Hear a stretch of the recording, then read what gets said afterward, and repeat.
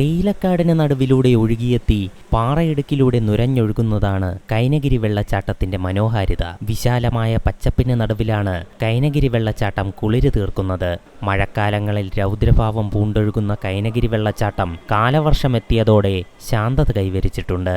മാങ്കുളത്തും മൂന്നാറിലും എത്തുന്ന സഞ്ചാരികളുടെ ഇഷ്ടകേന്ദ്രങ്ങളിലൊന്നാണ് ഈ കൈനഗിരി വെള്ളച്ചാട്ടം.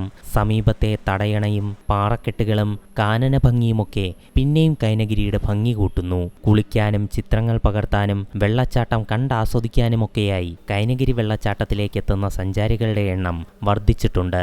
മൂന്നാർ വന്നിട്ട് ഞങ്ങൾ ലക്ഷ്മി വഴി യാത്ര ചെയ്തപ്പോഴാണ് ഈ വാട്ടർഫോൾസ് കാണുന്നത്. അവിടെ ഇറങ്ങി ഞങ്ങൾ താഴെയൊക്കെ പോയി. നല്ല ഭംഗിയുണ്ട് കാണാൻ. എല്ലാവരും വരണം ഇത് കാണാനായിട്ട്. ഇവിടെ എന്താ പറയുക, പ്രകൃതി ഭംഗിയുള്ള ഒരു സ്ഥലമാണ്. നല്ല ടീ എസ്റ്റേറ്റും നല്ല ഗാർഡനും ഒക്കെ ഉണ്ട്.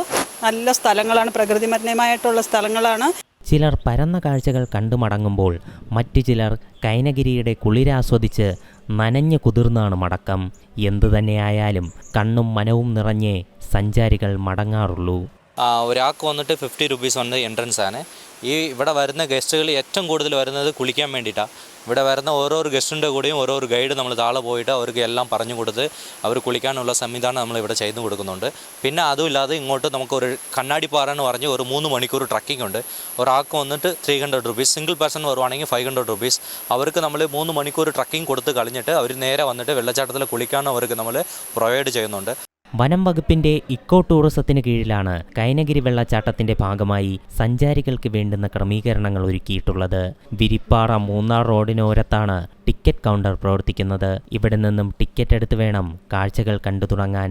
ശൈത്യകാലമെത്തുന്നതോടെ മൂന്നാറിൽ സഞ്ചാരികളുടെ തിരക്കേറും. മൂന്നാറിന്റെ പതിവ് കാഴ്ചകൾക്കപ്പുറം പുതുമ തേടുന്നവർക്ക് കൈനഗിരി വെള്ളച്ചാട്ടം വഴിയും സഞ്ചരിക്കാം. C Malayalam news, Idukki.